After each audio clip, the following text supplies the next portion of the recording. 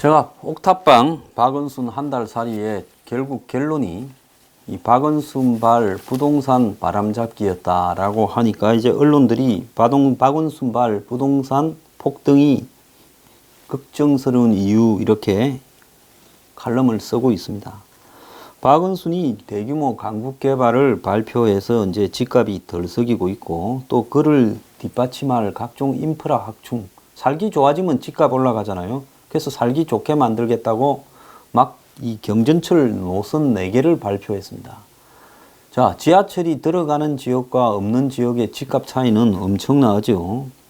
그래서 지금 지난번에 그 8.15 때 대통령이 직접 나서서 용산에 집값에 불을 질렀고 여의도 통개발 하겠다 해서 여의도 용산부터 시작되어서 강북에 지금 매물이 다 사라져 버렸고, 자, 이제 경전철 놓겠다라는 데까지도 번져가고 있습니다. 자, 이렇게 이 서울시장과 대통령이 나서서 국가 예산이나 시의 예산을 거기 다 갖다 부어서 부동산을 올린다라고 하면서 가면, 이 정권이 지금 부동산 잡겠다고 공시지가 올린다고 쇼하는 거는 그거는 쇼고, 실제 목적은 용산이나 여의도나 강북의 몇몇은 집값을 올려서 재미를 보게 해서 국민들도 행복하게 하고 또 그런 정보를 빨리 입수한 실세나 고위 공무원들도 거기에 부동산을 좀 사게 해주겠다라는 게 아니냐, 그렇게 지금 이야기가 나오고 있고 소문들도 있습니다. 그래서 이제 여의도나 용산에 부동산 미리 사둔 고위공직자는 누구이냐, 이걸 이제 조사가 이제 언론들이 좀 하고 있어요. 자, 지금 김현미 국토교통부 장관이 이걸 좀 막아보겠다고 하지만은 한번 생각해 보세요. 서울역부터 용산역까지가 지하가 돼버리고 철로가, 거기가 철로가 없어진다면 그 일대에 지금 낙후되고 낡은 집들이고 뭐고 전부 싹 뒤집어지면서 거기에 강남보다 훨씬 좋은 새로운 신도시가 생기지 않겠습니까? 자, 그러면서 여기에다가 문재인이 광복절 경축식을 용산에서 하면서, 그래서 국립중앙박물관에서 이 용산이라는 의미를 되새기려고 용산에 있는 이 박물관에서 경축사를 한다면서 안 하던 일을 했지요. 보통 세종문화회관이나 이런 장소에서 하지 않습니까? 그러면서 행사 장소 의미를 설명을 하고 시간을 할애해서 대성 공약이든 센트럴파크 같은 생태공원을 여기 만들겠다고 했습니다. 자, 이것만으로 이미 이 용산, 여의도를 비롯해서 강북의 곳곳에는 집값이 지금 폭등하고 매물이 사라져 버렸어요.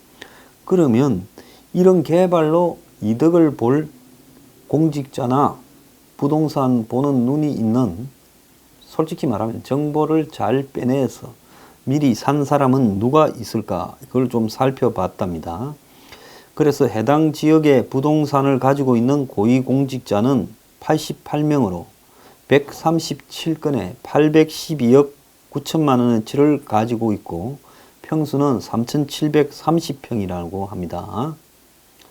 자, 그래서 도심이니까 땅은 없고 다 건물, 부동산이죠. 그래서 사람들을 보니까 용산에서만 4번 국회의원을 한 진영 의원, 한국당에 있다가, 아니 새누리당에 있다가 지난 총선에 민주당으로 건너가서 출마를 했지요. 이 사람이 지금 부동산이 배우자 명의로 한강로 3가 분양권 3건, 본인 명의로 한강로 1가 오피스텔 1건 등 4건 28억이 있고, 또 이 배우자 명의로 아파트 분양권 한강로 3가 41평짜리 17억 4,340만 원짜리가 있다는 거예요. 땅을 가지고 있었는데 아파트가 들어서면서 분양권이 됐다고 합니다. 자, 신고 내용에는 없지만은 효성이 분양한 용산 센트럴파크 해링턴 스퀘어라는 부분에는 일반 분양가가 23억 3,100만 원인데 거기에 이제 총 9억 2천만 원 상당의 상가 분양권 2건도 확보해 있다고 하고, 그 다음에 이 부인이 원래 갖고 있던 땅은 이 한강로 대지 109평방미터인데 이 땅은 용산국제빌딩 주변 4구역에 있었는데 건물 이제 이 철거 과정에서 불이 나가지고 용산 참사 벌어진 그 근처입니다.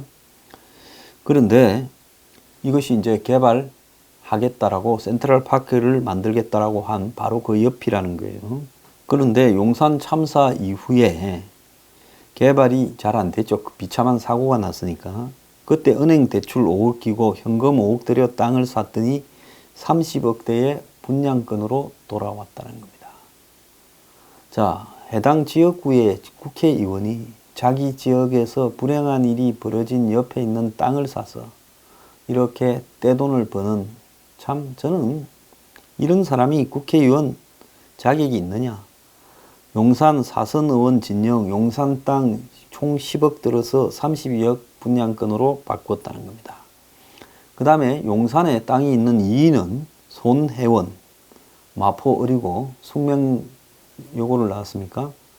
김정숙 씨와 동창으로 유명하죠. 자, 현 정권 들어서 실세라는 말도 많습니다. 용산 이태원의 대지 상가 복합 건물 아파트 등 5건에 27억 6천만 원어치의 부동산을 갖고 있다고 합니다. 그중 배우자 소유의 이태원 건물에는 한국 나전 7기 박물관이 있다고 하고 골동품 부자인 손 의원은 관장을 맡고 있는데 박물관 관람료는 무료라고 합니다. 자, 3위는 한국당의 김종석 의원이 모친이 소유한 이천동 아파트 등등 해서 신고가액이 23억 4천만 원. 4위는 강석호 한국당 의원이 22억. 5위는 조현동 외교부 대사. 이 사람이 여기에 용산 여의도 일대에 21억의 부동산을 가지고 있고 5위는 나경원 의원이 20억을 갖고 있고 이렇답니다. 용산구청장도 17억 6,400만 원의 이 부동산을 가지고 있다고 합니다. 여야를 떠나서 이 핵심 실세라는 사람이나 사선 의원을 한 여당 의원이나 또 야당의 중진 의원들이 이런 식으로 이 땅들을 용산이 요즘 떴으니까 몇 년 전부터 떴죠. 이렇게 땅을 투기해 놨다가 또 그 땅이 이렇게 다시 새끼를 까는 이런 방식으로 가는 부분이 이번에 꼭 부동산 폭등과 관련 안 해서라도 좀 그거 하지 않습니까? 이런 사람들이 국가 지도자를 했어야 되겠습니까? 자, 이 정권이 원격으로 하다가 욕을 먹으니까 단계적으로 하겠다. 뭐 7단계가 있다 어쩌다 하다가 착한 원격 의료가 있다. 뭐 이런 희한한 말장난을 하더니만 급기야 원격 의료 규제를 다 풀고 반대하던 여당 의원들도 찬성으로 선회했다고 합니다. 근데 여기에 참 이 글을 단 동아일보도 그래요. 진보 진영 여러 단체 반발이 변수다. 저는 진보 진영이 아니지만 이걸 반대합니다. 왜?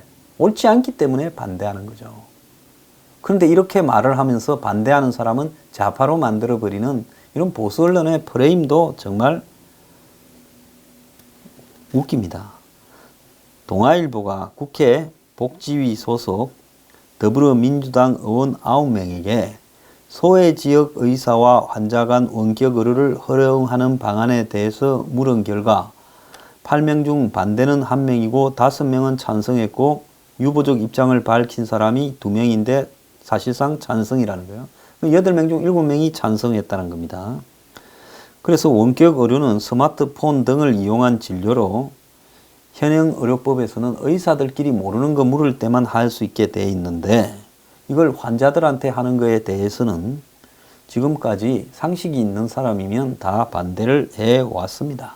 그 이유는 특정 기업을 포함한 재벌이 이 사업을 함으로써 의료계 부분에서 영리 의료에 뛰어들어서 아예 기초적인 의료 시스템을 전부 플랫폼을 장악해서 이제는 웬만하면 병원 가지 않고 그걸 통해서 자신들이 약 처방부터 뭐 의료기기까지 시스템까지 전부 다 팔아먹으려고 그런다. 그럼 한간에 아주 광범위하게 알려진 사실이고 이것을 노무현 정권부터 하려 해서 제가 대선 전에 문재인이 삼성공화국 2 된다고 하면서 그때 이런 일이 있었다고 이런 이야기까지 소개도 했습니다. 그리고 박근혜 정권 때도 끊임없이 이런 시도가 있어서 제가 그때도 강하게 반대했어요. 지금만 반대하는 게 아니라 박근혜 서슬이 퍼를 때도 제가 반대했고 여기에 둘러리 서려고 하는 의사협회 회장을 정신 나간 사람이라고 비판도 했습니다. 자, 그런데 이 원격 의료를 이제 9월 달에 법을 바꿔서 처음에는 격오지, 즉 의료진이 접근하기 어려운 지역에 하는 척 했다가 점차적으로 이것을 이제 무너뜨려서 그냥 현실화 시켜 버리는 쪽으로 밀고 가려고 하는 것 같습니다. 자, 우리가 과거 입시에서 보면 처음에는 농어촌 지역 특례라고 그러고 외국에 살다 온 학생 특례라고 외교관이나 상사원 특례 이렇게 문을 살짝 열어가지고 대학 입학에 인센티브를 받는 쪽을 만든 다음에 그 뒤부터 벌써 왕창 열려버리면서 3,800가지로 대학 입시 방법이 많아져 버리는 걸 보면 바늘 구멍이 소구멍이 되는 겁니다. 지금 그 방법을 도입하고 있는 거예요. 처음부터 이걸 전면적으로 하겠다면 국민들의 엄청난 저항과 왜 그러는지가 금방 들통이 나지 않겠습니까? 그러니까 일단 법을 바꿔서 원격 의료라는 부분이 현실에서 진행되도록 만들고 일단 진행되고 난 뒤에 사업 대상을 점점 확대하고 그리고 그런 부분을 풀어버리면 나중에는 법을 꼭 통과시킬 게 아니라도 서서히 손쉬운 방법으로 이걸 처리할 수 있다. 이렇게 보는 거죠. 처음에 한번 법의 빼드를 만드는 게 중요하지 그 다음에 조금씩 고쳐 나가는 것은 얼마든지 손쉽다는 부분입니다. 우리 사회의 거의 모든 부분들이 한마디로 기득권에 의해서 수구 기득권에 의해서 그것이 관철될 때는 처음에는 이게 이렇게 좋은 부분이 있는데 그걸 막으면 경제가 어렵고 또 뭡니까? 경제가 불황이고 경제 활성화를 위해서는 요만큼만 좀 열어줘라. 그 이름이라도 좀 얹어놓자 해갖고 살짝 얹은 다음에 그때부터는 일단 통과가 되고 나면 그냥 왕창 밀어버리죠. 지금 그렇게 가고 있는 겁니다. 그래서 문재인이 하겠다니 그리 반대하던 민주당 의원들이 소신도 없이 간쓸게 빼놓고 다 격오지 운운하면서 금명분으로 쓱 돌아섰습니다. 정말 창피한 인간들입니다. 문재인이 16일 청와대에서 여야 원내대표 모아놓고 도서 백지에서 의료 혜택을 받기 어려운 환자를 원격 의료로 진료하는 것은 선한 기능이다. 악마가 사람을 꼬실 때 선한 말로 꼬시지요. 자, 선한 의료라고 이야기하는 자체에 내가 거짓말하고 있다라는 겁니다. 우리가 뭔 이야기할 때 착한 뭐와 나쁜 뭐 이렇게 구별해서 이야기하는 사람은 대부분 사기꾼이라고 봐야 되는 거예요. 선한 의료 웃기는 소리 하고 있네요. 선한 원격 의료가 있고 나쁜 원격 의료가 있습니까? 원격 의료라는 것이 한국적 시스템에서 맞는지 안 맞는지를 먼저 따져야 되고요. 정말로 진짜 선한 원격 의료만 허용하려고 하면 선한 원격 의료를 절대로 바꾸면 안 된다고 못을 딱 박아가지고 법을 통과시키면 저도 반대 안 하겠습니다. 어디 국민들을 속여 먹으려고 장난을 치고 소신도 없는 것들이 평생을 반대한다다가 이제 문재인 말 한마디에 싹 등을 돌리고 당신들 이 여기에 찬성한 민주당 의원이 정말 창피하지 않습니까? 그러려고 운동권이라 하고 진보라 하고 쇼를 했어요. 에이 간 쓸개도 없는 인간들아. 그래서 자유한국당 놈들도 이 부분에 찬성하고 있어요. 그래서 통과되겠지요. 자, 놈이라고 이야기하는 거는 이 자들은 대가리가 없고요. 이해관계만 있어요. 대가리가 있는 자라면 이것을 반대해서 정말로 그 문제점들을 부각시켜서 국민들의 표를 얻으려고 해야 될 건데 이것들은 대기업이 위한다면 무조건 쌍수 들고 찬성하는 거예요. 대기업이 위하는 게 국민을 위한 거하고 일치할 수도 있지만 일치 안 할 수도 있죠. 정말 나쁜 놈들이라고 봅니다. 여당은 섬지역 주민 등 대면 진료가 어려운 부족한 경우에만 원격 진료를 허용하겠다고 하고 있는데 자, 그래도 의사협회 대변인은 한마디는 했습니다. 양심이 있는지. 미국, 캐나다 등 지역이 넓어 병원 접근성이 나빠 원격 의료가 그런 지역에는 대안이지만 한국은 의사를 골목만 가면 접할 수 있는데 뭔 원격 의료냐 이래 말을 했어요. 재벌 편드는 언론, 한국의 보수 언론 중에서 한국의 제일 유명한 재벌에 인척되는 언론이 있지요. 총대를 메고 이야기하는 것 같습니다. 의료소에 120만 명이 혜택을 받는다. 규제 풀어서 혁신 성장에 당 정청이 공감했다. 반대하던 민주당 의원들 입장을 선회했다. 문재인의 선한기능 개혁 언급에 의료계 눈치 보던 여당이 분위기가 반전됐다. 의료 서비스의 획기적 향상을 기대한다. 그러려면 지금까지 몇십 년을 원격 의료를 반대한다 하고 노무현 때도 반대했던 그 논리는 거짓말이었냐. 지금까지는 왜 반대했냐. 저는요, 사람이 상식적이고 합리적으로 이야기를 해야 된다 봅니다. 한국의 좌파와 운동권과 야당, 지금 여당이 된 사람들이 이야기하고 과거에 보수 정권 때 반대했던 것 중에도 옳은 이야기도 많아요. 그걸 전부 그 애들은 틀린 거라고 이야기하면 안 됩니다. 신노조 이런 것은 매우 잘못됐지만 원격 의료를 반대하고 의료 영리화를 반대해온 것은요. 그렇게 했기 때문에 지금 의료 시장이 그래도 세계에서 제일 나은 수준으로 유지되고 있는 것도 사실이에요.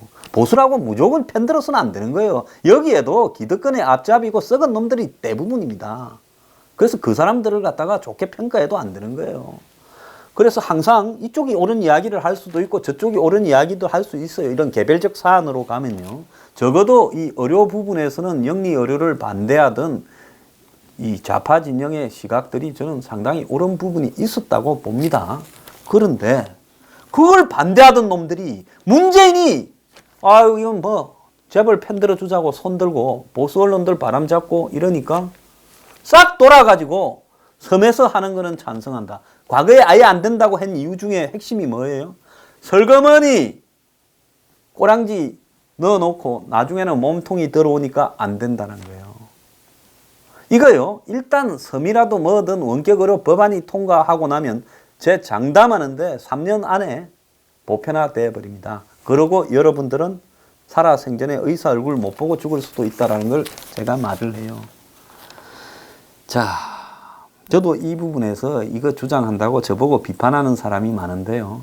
제가 한국의 의료보험 체계를 세우는데 모든 부분에서 다 일을 했고 지금 국민건강보험도 제가 설립위원으로 세운 사람이기 때문에 잘 아니까 이야기를 하는 겁니다. 청와대는 원격 의료를 허용하는 것은 영리병원과 관계없다죠. 지금 병원은 아무나 하는 게 아니라 의사들, 의료법인만이 할 수 있죠. 복지법인이나. 그래서 병원에 자본이 들어오지 못하도록 하는 것은 이유가 있습니다. 그런데 어느 사이에 대학병원을 인수하고 큰 병원을 재벌들이 세워서 재벌들이 의료계에 진출을 해 있죠. 사실상으로. 그렇지만 그것이 여러 가지 형태로 포장이 돼 있죠.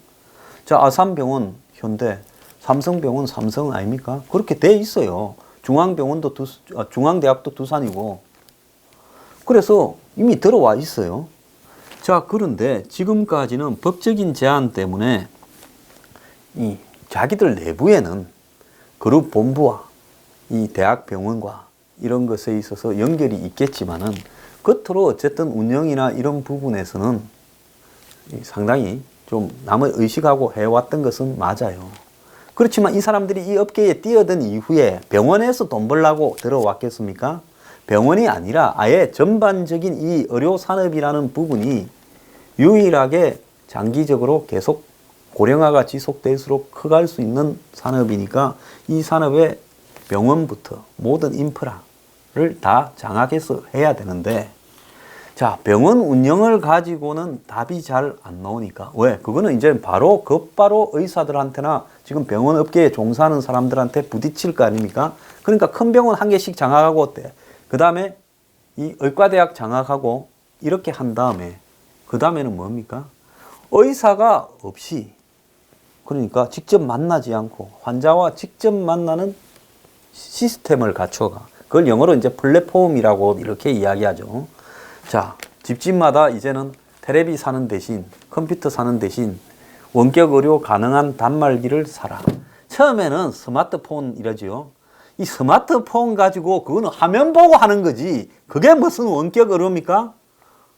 자, 그러면 이제는 뭐가 나오겠어요? 이 태블릿 PC 같은 장비가 딱 놓으면 거기에 어디에 손가락을 갖다 대면 뭡니까? 맥박, 열 이런 거를 진단한다. 그러면 컴퓨터로 쪼르륵 가서 열이 좀 있네요. 맥박이 뛰네요.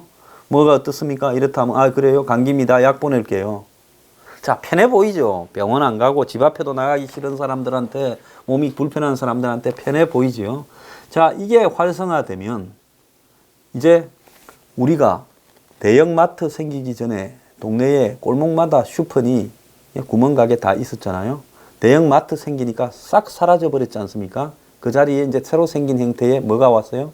편의점이 오고 나머지는 싹 사라졌죠. 딱 그 두 개로 정리돼 버렸습니다. 다 망해버리고요. 이제는 과거 구멍가게식 이런 병원, 이 가게를 찾아보려면 찾기도 어려워요. 자, 마찬가지로 지금 원격 의료가 되면 동네 병원들이 다 사라져 버릴 겁니다.